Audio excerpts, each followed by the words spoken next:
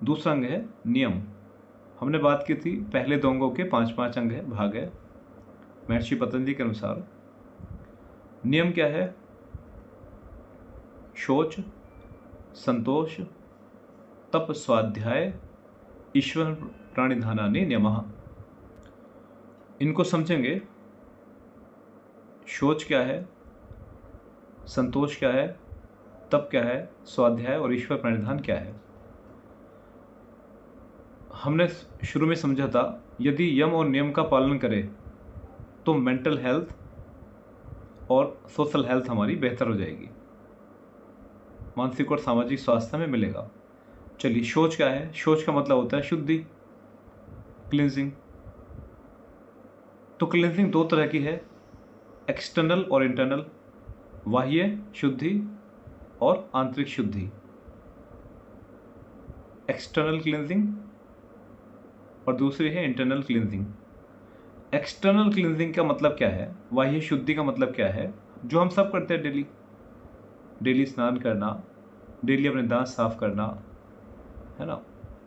ये जो हम बाह्य शुद्धि करते हैं, मजबूरी है हमारी, ये हम खुशी से नहीं करते, मजबूरी है हमारी। क्योंकि शरीर का जो वास्तविकता है वो बहुत दुर्गंध वाला है। ये शरीर जो है, जिस समय इतना लगाव है, यदि आप इसे एक हफ्ते भर साफ ना करो, इससे बहुत बदबू आती है ना। जिस शरीर से हमें बहुत लगाव है, वास्तविकता में इसका स्वरूप है वो बहुत दुर्गंधयुक्त है। हमेशा इससे मलमूत्र आदि विसर्जित होते हैं, निकलते रहते हैं, इससे बदबू आती है। इसलिए हमें समाज में रहने के लिए अपने को साफ करना पड़ता है। तो ये होती है बाह्य शुद्धि। अंतः शुद्धि क्या है? अंतः शुद्धि का मतलब आपके मन की शुद्धि से है। एक बार अपने मन को चेक करो, इसमें कितना अशुद्धियां आ गई है। जैसे अहंकार का बढ़ना, क्रोध का बढ़ना, लोभ का बढ़ना, मोह का बढ़ना, जो हम 5 विकार समझते हैं वो यही अशुद्धियां हैं। काम, क्रोध, लोभ, मोह, अहंकार, ये 5 तो फेमस हो गए, ऐसे बहुत सी है। इन सभी को, या अपने व्यवहार में परिवर्तन, हमें क्या परिवर्तन आ रहा है, हमारी सोच किस लेवल की हो गई है, हम किस तरह के विचार रखते हैं मन के अंदर। दुनिया को क्या दिखाते हैं उसे नहीं देखना, हम वास्तविकता में क्या है। देखो, हम सबके 2 मुखौटे होते हैं, एक वो जो दुनिया को दिखाते हैं, एक वो जो वास्तविकता में हम होते हैं। सभी को समाज ने, हम सबको ट्रेन कर दिया है मजबूरी में एक मुखौटा और बनाने के लिए। तो एक मुखौटा आपका जो वास्तविकता है और एक जो समाज देखता है। समाज वाला जो देखता है उसे छोड़ दो, जो वास्तविकता में आपका मुखौटा है उसकी हम बात कर रहे हैं, और उसे केवल आप देख सकते हो, उसे कोई नहीं देख सकता। और उसे देखने की प्रक्रिया होती है अकेलेपन में ठहराव के साथ चिंतन करना, बस अपने एक अच्छे स्वरूप और वर्तमान में अंतर ढूंढना।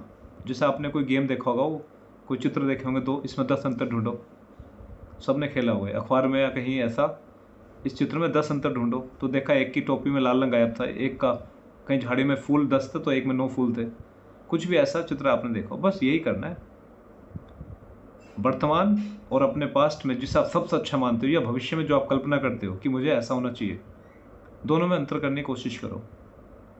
जो हमने उसमें पढ़ा था योगी के व्यक्तित्व में, उसमें भी अंतर ही क्या था। तो हमें अपना वास्तविकता का अनुभव हो जाएगा जिसे हम जानते हैं। आपको उसे देख के आपको खुशी मिली तो चलने दो, बढ़िया है। अगर उसे जानने के बाद आपको दुख हुआ तो जरूरी है उसे बदलाव में लाना। मैं विश्वास से कह रहा हूँ, दुखी होगा, खुशी नहीं मिलेगी उस स्वरूप को देखने के बाद। तो इसलिए महर्षि पतंजलि ने कहा, समय समय पे हम अपनी गाड़ी की सफाई भी तो करते हैं, तो क्यों ना अपने घर की सफाई भी करते हैं, पर इस मन की सफाई कभी नहीं करते। पता नहीं इसमें कितनी हिंसक प्रवृत्ति छिपी हुई है, पता नहीं कितनों से बदला लेना बाकी है। आपको पता नहीं हम कितने पेंडिंग है इसके अंदर बदले, पता नहीं कितनी भावना इसमें ऐसी छिपी हुई है जो आपको अंदर से जला रही है, हम सबको जला रही है अंदर से ही। कितने प्रायश्चित बाकी इसके अंदर है ना? कितने ऐसे कर्म जो हम निंदक कर्म मानते हैं वो इसके अंदर छिपे पड़े हैं। सबको खाली करो मन से, और सबके तरीके हैं। है ना। सबके तरीके हैं। बेवजह हम बोझ लेके घूम रहे हैं अपने साथ, फिर कहते हैं जीवन में आनंद नहीं आता। आनंद कैसा आएगा? आनंद आने के लिए मन को साफ करना पड़ेगा। जैसे जैसे साफ करेंगे आनंद आना शुरू हो जाएगा। बिल्कुल शीशे की तरह है। अभी आपके शीशे पे अगर भाप जम जाए तो आपको अपना चेहरा थोड़ी दिखेगा।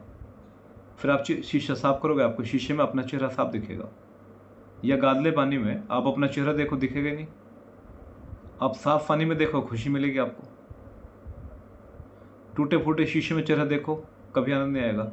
एकदम क्लीन शीशे में देखोगे, अच्छा लगेगा। बस ऐसे ही है।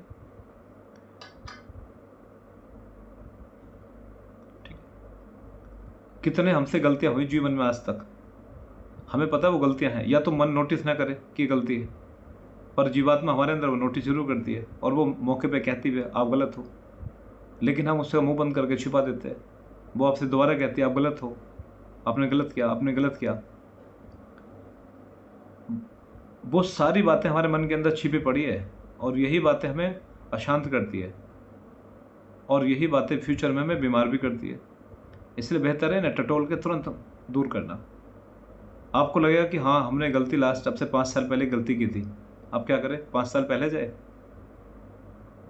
जो आपका मन उसको उत्तर दे, प्रायश्चित करने को कहेगा मन, या कोई और तरीका ढूंढेगा, क्षमा को कहेगा कि आप ऐसा करो, उससे क्षमा प्रार्थना करो, तो मन हल्का हो जाएगा। और होता भी है।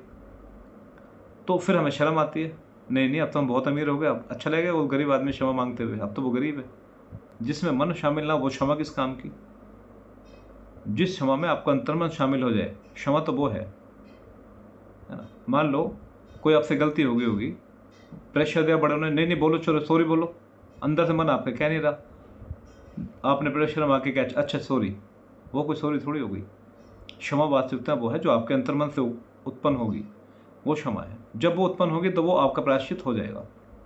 मन को टटोल के एक बार जाओ अपने जीवन में पीछे वापस, ऐसे बहुत से काम निकलेंगे। आप विश्वास मानो वो सब नष्ट हो जाएंगे। तो महर्षि पतंजलि ने कहा मन में बोझ ना रखो, आप अपने मन को साफ करो। तो सोच का मतलब समझ में आया? शुद्धि क्या है? ऐसे नहीं हमें डिसऑर्डर होते, कोई भी बीमारी यूं ही नहीं होती, उसके पीछे सब छिपे होते हैं। चलिए दूसरा पॉइंट है हमारा